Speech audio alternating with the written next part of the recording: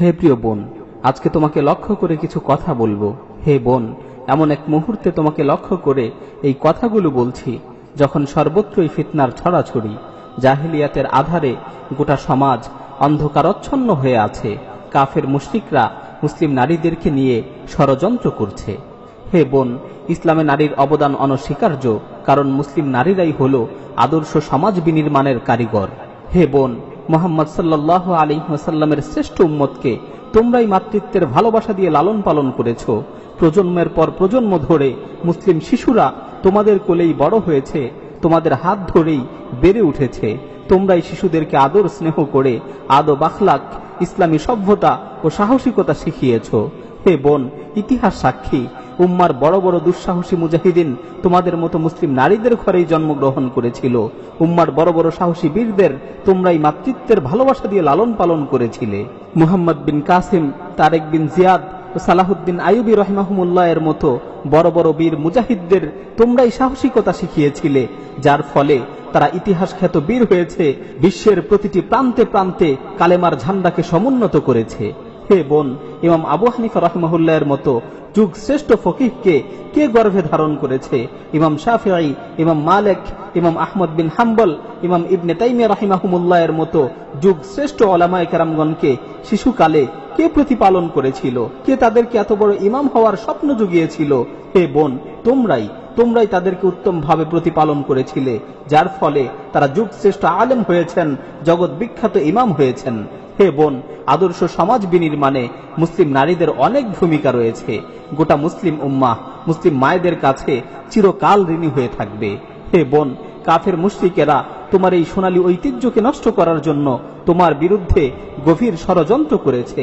তারা নারী অধিকারের মিথ্যা স্লোগান দিয়ে তোমাকে তোমার রাজকীয় সিংহাসন থেকে অপসারিত করতে চাচ্ছে। তারা তোমাকে শেখাচ্ছে পুরুষের সাথে সম অধিকারের জন্য লড়াই করো, হিজাবকে ছুঁড়ে ফেলে বেপর্দা হয়ে রাস্তায় বেরিয়ে আসো। আর কতদিন চার দেয়ালের মাঝে আবদ্ধ হয়ে থাকবে?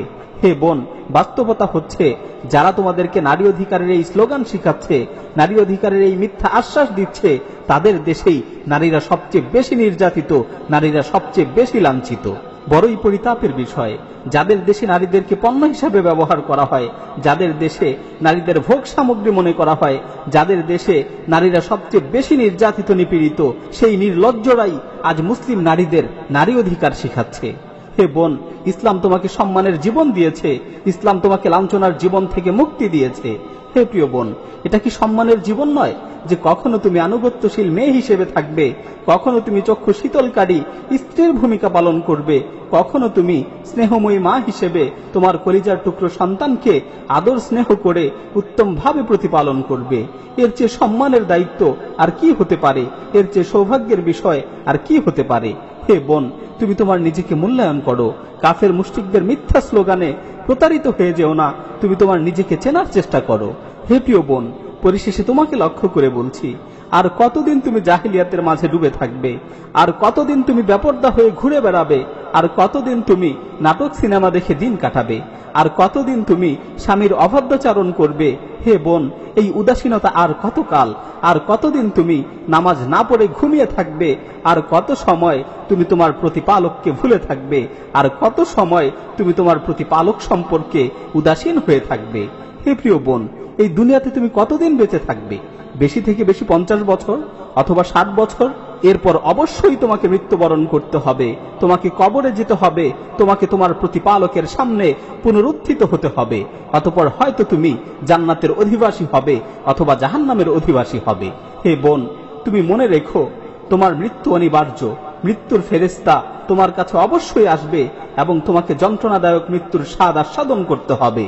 হে বোন, অন্ধকার কবরের ভয়াবহতার কথা স্মরণ করো, সেই নির্জন অন্ধকার ঘরের কথা স্মরণ করো যেখানে তুমি একাকী থাকবে। সেই মুহূর্তটা কতই না কঠিন ও ভয়াবহ হবে। মুনকার নাকির তোমাকে এসে প্রশ্ন করবে, সেই প্রশ্নের উত্তরের ব্যাপারে তোমার কি প্রস্তুতি রয়েছে? হে বোন, কিয়ামতের ভয়াবহ পরিস্থিতির কথা স্মরণ করো, যেদিন কেউ কারো উপকারে আসবে না, সবাই পাগলের মতো ছুটতে থাকবে, সেদিন কোনো সাহায্যকারী থাকবে না। হে বোন, জাহান্নামের ভয়াবহ শাস্তির কথা স্মরণ করো, যেখানে চিৎকার শোনার মতো কেউ থাকবে না। হে বোন, সময় থাকতে গুনাহ থেকে তওবা করো, সময় থাকতে তোমার প্রতিপালকের দিকে ফিরে আসো। দুনিয়ার এই সংক্ষিপ্ত সময়টাকে, দুনিয়ার এই সংক্ষিপ্ত জীবনটাকে আল্লাহর নির্দেশিত পথে ব্যয় করো।